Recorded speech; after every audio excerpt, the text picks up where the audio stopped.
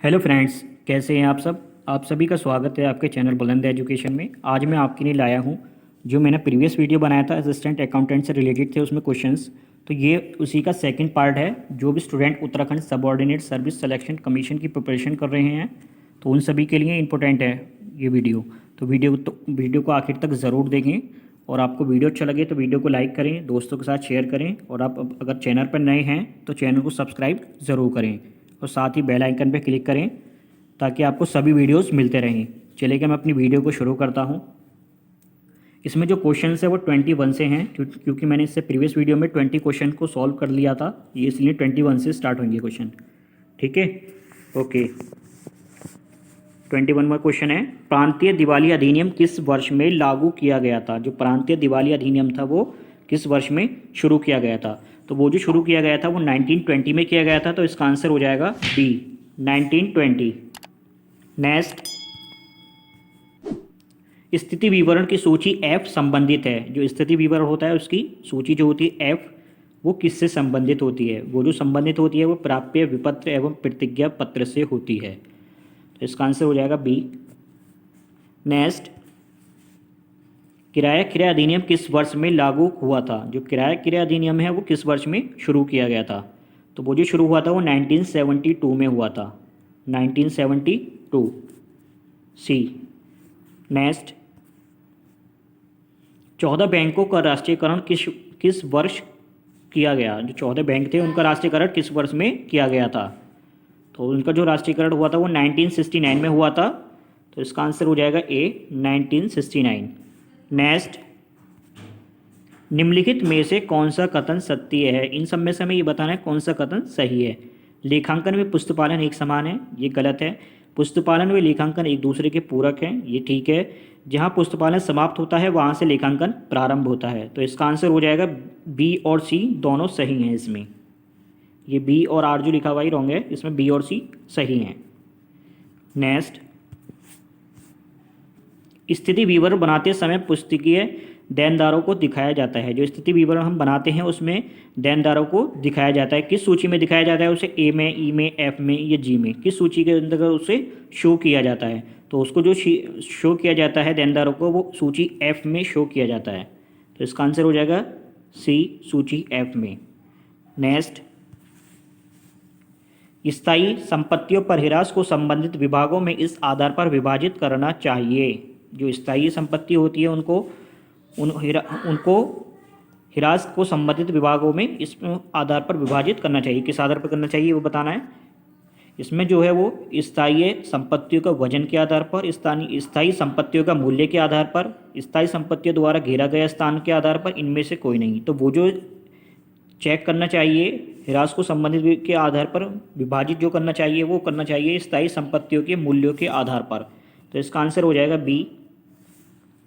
Next, हिरास उत्पन्न होता है। हिरास जो है वो कैसे उत्पन्न होता है, किस कारण वो उत्पन्न होता है। तो वो जो होता है वो काल प्रभाव के कारण से भी होता है, पदार्थ दोहन के कारण से भी होता है, संपत्ति उपयोग के कारण से भी होता है। तो इसका आंसर हो जाएगा उपरोक्त सभी कारणों से। हिरास जो उत्पन्न होता है वो सभी कारणों से होता है। नेक्स्ट, निम्न में से कौन पूंजीगत व्यय है। इनमें से कौन सा ऐसा व्यय है जो पूंजीगत व्यय है। पूर्वदत्त बीमा, अदत्त बीमा, नई मशीन का क्रय, उपरोक्त सभी। तो नई मशीन का क्रय, अगर हम कोई मशीन को परचेस करते हैं तो वो जो होता है हमारा कैपिटल एक्सपेंसेस होता है। तो ये हो जाएगा नई मशीन का परचेस करना, कैपिटल व्यय। नेक्स्ट, निम्न में से कौन सी संपत्ति पर ह्रास नहीं लगेगा। इसमें से ध्यान दीजिएगा क्या आपको लग गया है। इसमें ये बोला गया है ह्रास नहीं लगेगा। मोटर कार पर, भूमि पर, भवन पर, हवाई जहाज़ पर। तो इनमें से कौन सी ऐसी चीज़ है जिस पर ह्रास नहीं लगेगा। तो वो जो है भूमि है, भूमि पर ह्रास नहीं लगेगा। तो इसका आंसर हो जाएगा बी। नेक्स्ट, देय अधिकार शुल्क खाते की प्रकृति है। देय अधिकार शुल्क खाते जो होते हैं उनकी प्रकृति क्या होती है। वो व्यक्तिगत खाते होते हैं या वास्तविक होते हैं या नाममात्र खाते होते हैं या प्रतिनिधि खाते होते हैं। तो वो जो खाते होते हैं वो नाममात्र खाते होते हैं। देय अधिकार शुल्क खाते जो होते हैं वो नाममात्र खाते होते हैं। नेक्स्ट, दोहरी अवधारणा पर आधारित लेन देनों के अभिलेखन की प्रणाली को क्या कहा जाता है? जो दोहरा लेखा प्रणाली पर आधारित लेन देनों के अभिलेखन की प्रणाली है उसे क्या कहा जाता है? दोहरा खाता प्रणाली, दोहरा लेखा प्रणाली, इकहरा लेखा प्रणाली, उपरोक्त में से कोई नहीं। तो वो जो होती है वो दोहरा लेखा प्रणाली हो कहलाई जाती है। तो इसका आंसर हो जाएगा बी, दोहरा लेखा प्रणाली। नेक्स्ट, निम्न में से कौन लेखांकन की आधारभूत संकल्पना नहीं है? जो निम्नलिखित में से कौन सी लेखांकन ऐसी हैं जिन जो आधारभूत की संकल्पना नहीं है? तो वो जो है वो व्यापार की पृथक इकाई की संकल्पना, चालू व्यापार की संकल्पना, मुद्रा मापन की संकल्पना, लाभ प्रदत्ता की संकल्पना। तो वो जो उसका आंसर है, इसका आंसर ये है लाभ प्रदत्ता की संकल्पना करना, D. Next, presidency town Diwali अधिनियम 1909 के अंतर्गत एक क्लर्क का बकाया वेतन किस सीमा तक पूर्वाधिकार दायित्व होता है? जो प्रेसिडेंसी टाउन दिवाला अधिनियम है 1909 के अंतर्गत एक क्लर्क के द्वारा बकाया वेतन किस सीमा के अंतर्गत दायित्व होता है? 200, 10, 20, 300। तो वो जो होता है वो 300 रुपीज़ होता है। तो इसका आंसर हो जाएगा डी, 300। नेक्स्ट, लिपिक के वेतन की राशि यदि पूर्वाधिकार सीमा से अधिक हो तो अतिरिक्त राशि डैश लेनदारों में जोड़ी जाती है। जो लिपिक के वेतन की राशि होती है वो यदि वो पूर्वाधिकार सीमा से अधिक हो तो उस राशि को लेनदारों में जोड़ी जाती है। किस रूप में जोड़ी जाती है? तो वो जो जोड़ी जाती है वो आरक्षित लेनदार के रूप में जोड़ी जाती है। कौन से? आरक्षित लेनदार। तो इसका आंसर हो जाएगा ए। नेक्स्ट, कर्मचारियों को भुगतान किए गए बोनस को अंकित किया जाता है। जो कर्मचारियों को बोनस दिया जाता है उसको अंकित किस रूप में किया जाता है? तो वो जो किया जाता है वो लाभ हानि खाते में अंकित किया जाता है, उसको लाभ हानि P&L अकाउंट में। नेक्स्ट, मैनेजर का अदत्त वेतन कौन से लेनदारों में शामिल किया जाता है? जो मैनेजर का अदत्त वेतन होता है वो लेनदारों में शामिल किया जाएगा। असुरक्षित, पूर्णतः सुरक्षित, पूर्वाधिकार लेनदार, अंशतः सुरक्षित लेनदार। तो वो जो शामिल किया जाता है वो असुरक्षित लेनदार के अंदर सम्मिलित किया जाता है। तो इसका आंसर हो जाएगा ए, असुरक्षित। नेक्स्ट, पुस्तपालन का पिता किसे कहा जाता है? जो पुस्तपालन है उसका फादर किसे कहा जाता है? Institute of chartered accountant of India, American institute of certified public accountants, Lucas Pacioli, R.N. Anthony. तो वो जो कहा जाता है वो लुकास पेसियोली को कहा जाता है पुस्तपालन का फादर। लुकास पेसियोली ने पुस्तपालन की स्टार्टिंग करी थी। तो इसका आंसर हो जाएगा सी। नेक्स्ट, लेखांकन समीकरण में द्विपहलू की अवधारणा का परिणाम है। लेखांकन समीकरण में द्विपहलू की अवधारणा कौन का परिणाम क्या होता है?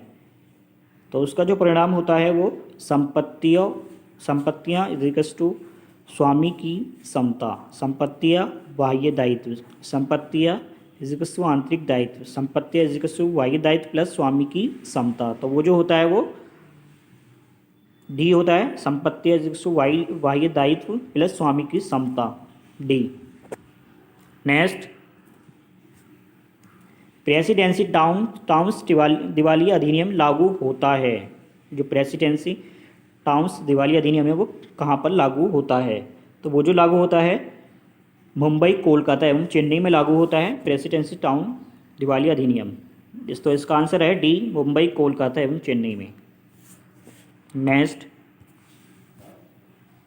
सरकार को कर की पूरी राशि किस अधिनियम के अंतर्गत पूर्वाधिकार दायित्व होती है? सरकार को टैक्स की पूरी राशि किस अधिनियम के अंतर्गत पूर्वाधिकार दायित्व होती है? तो वो कौन से अधिकार हैं जिनसे टैक्स की राशि पूर्वाधिकार होती है?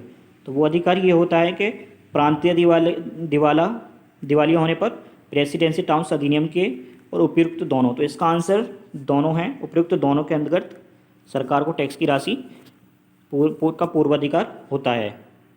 नेक्स्ट, यदि तलपट में असमाप्त बीमा दिखाया गया है तो यह दिखाया जाएगा। यदि तलपट में असमाप्त बीमा दिखाया गया है तो वह दिखाया जाएगा किस खाते में? वो दिखाया जाएगा। तो वो जो दिखाया जाएगा वो आर्थिक चिट्टे के संपत्ति पक्ष में शो होगा। कहाँ पर शो होगा? आर्थिक चिट्टे के संपत्ति पक्ष में। तो इसका आंसर हो जाएगा डी। नेक्स्ट, पूंजीगत व्यय वह है जो कैपिटल एक्सपेंसेस होता है हमारा वो कौन सा एक्सपेंसेस होता है? तो वो जो एक्सपेंसेस होता है वो जो व्यापारिक कार्यों में किया जाता है, जो विद्यमान संपत्ति की मरम्मत पर किया जाता है, जो स्थायी संपत्ति के क्रय पर किया गया हो। तो उपरोक्त सभी, तो इसका आंसर हो जाएगा उपरोक्त सभी डी। नेक्स्ट, निम्न में से कौन सी अशुद्धि तलपट को प्रभावित नहीं करती है? निम्नलिखित में से कौन सी ऐसी अशुद्धि है जो तलपट को प्रभावित नहीं करती है? तो वो जो है किसी राशि को गलत खाते में किंतु सही पक्ष में लिखना। जो कोई हम अमाउंट होती है उसको कहीं गलत अमाउंट को गलत खाते में लिख देते हैं तब ऐसा होता है। तो इसका आंसर हो जाएगा किसी राशि को गलत खाते में किंतु सही पक्ष में लिखना, बी। नेक्स्ट,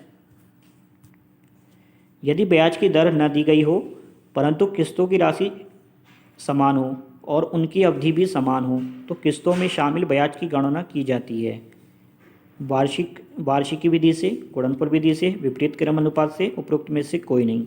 तो वो जो कैलकुलेट की जाती है वो विपरीत क्रम अनुपात विधि से कैलकुलेट की जाती है। तो इसका आंसर हो जाएगा सी, विपरीत क्रम अनुपात विधि से। नेक्स्ट, तलपट के किन्हीं मिलने की स्थिति में अंतर की राशि को अस्थायी रूप में रखा जाता है। जो तलपट के नहीं मिलते हैं, कभी कभी ऐसा होता है तलपट के अकाउंट्स में मैच नहीं हो पाते, अमाउंट नहीं मैच हो पाता, तो उसे अस्थायी रूप में रखा जाता है। किस में रखा जाता है? देनदार खाते में, लेनदार खाते में, स्कंद खाते में, उचंत खाते में। तो वो अमाउंट जो जाता है वो सस्पेंस अकाउंट के नाम से जाता है, डी, उचंत खाते में, सस्पेंस अकाउंट में जाता है वो। नेक्स्ट,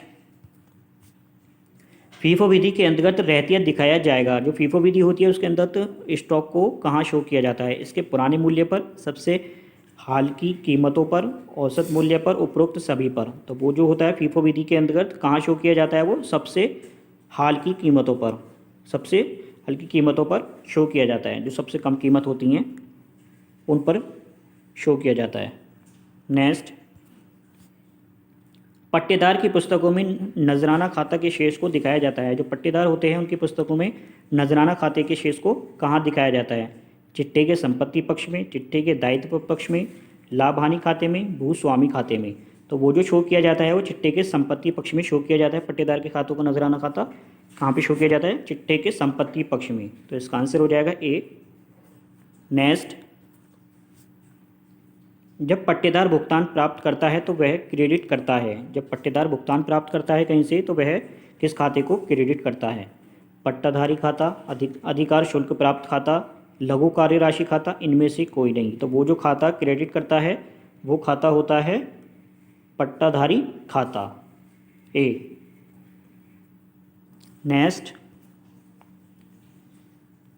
सीमा तक लिपिक को देय वेतन पूर्वाधिकार लेनदारों में शामिल किया जाता है। डैश, सीमा तक लिपिक को देय वेतन पूर्वाधिकार लेनदारों में शामिल किया जाता है प्रेसिडेंसी टाउन्स अधिनियम की दशा में। 300 रुपये प्रति कर्मचारी, 100 रुपये प्रति कर्मचारी, 20 रुपीज़ प्रति कर्मचारी, 500 प्रति कर्मचारी किराया खाता क्या है? तो उसमें से इसमें जो किया जाता है वो 300 रुपये पर एम्प्लॉय किया जाता है। तो इसका आंसर हो जाएगा ए। गाइस, ये 30 क्वेश्चंस थे जो मैं आपके लिए लेकर आया था। इसमें क्वेश्चंस अभी बाकी हैं जो कि थर्ड पार्ट में शो होंगे। अभी इसमें कुछ क्वेश्चंस रह गए हैं, कुछ इंपॉर्टेंट क्वेश्चन है वो नेक्स्ट वीडियो में मैं आपको शो करूंगा उन सभी क्वेश्चन को सॉल्यूशन के साथ। तो वीडियो कैसा लगा आप वीडियो को बता सकते हैं कमेंट में। चैनल को सब्सक्राइब ज़रूर करिएगा और वीडियो को ज़्यादा से ज़्यादा शेयर करें। Thank you for watching my videos. Thank you.